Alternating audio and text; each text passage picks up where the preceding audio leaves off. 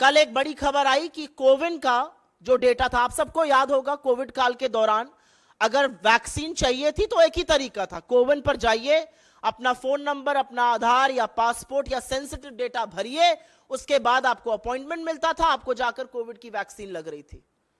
और एक बात यह भी सच है कि एक ही फोन पर हो सकता है अपने घर वालों को, अपने मित्रों को, संबंधियों का भी रजिस्ट्रेशन किया गया था। पता चलता है कि यह डेटा सरेआम लीक हो रहा है।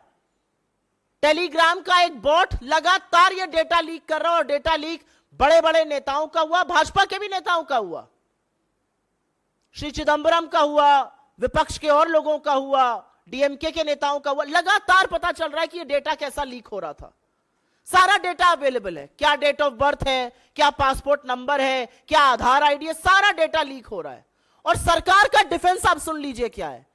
सरकार के जो आजकल सबसे बड़े विश्वगुरु बने हुए एक और मंत्री हैं, जो राज्य मंत्री हैं इंफॉर्मेशन टेक्नोलॉजी के, उनका डिफेंस क्या है? नहीं नहीं, ये कोविन डेटा लीक नहीं है, ये कोई पहले का डेटा कोविन का लीक हुआ था, उसका ब्रीच हुआ था, वहां से आ रहा है। तो हमारे कुछ सवाल हैं इस पर। जो पहले का डेटा लीक, जिसको alleged breach and stolen data कहा जा रहा है, क्या उसके बारे में सरकार ने कोई कार्रवाई की थी? यह पब्लिक क्यों नहीं किया गया कि वो कौन सा डेटा था? एफआईआर क्यों नहीं लॉन्च करी गई? ये कहां से डेटा लीक होता है? कैसे एक थर्ड पार्टी टेलीग्राम पर सिर्फ नंबर डालने से सारा डेटा मिला जा रहा है? क्या है यहां का डिजिटल पब्लिक इंफ्रास्ट्रक्चर? लगातार सरकार आपका डेटा बटोरने की कोशिश करती है, क्या वो कोविन ऐप हो, क्या वो उमंग हो, क्या वो डिजी यात्री हो, लगातार लोगों का डेटा लिया जाता है। आप डेटा लेते क्यों है जब आपसे डेटा संभलता नहीं है? यह पहली बार तो उल्लंघन है नहीं।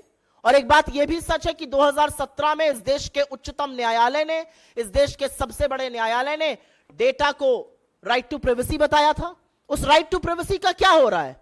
सरकार ने कमिटी बना दी, सरकार ने कंसल्टेशन किया, अब फिर से पूरा कालचक्र शुरू हो रहा है डेटा के कानून का।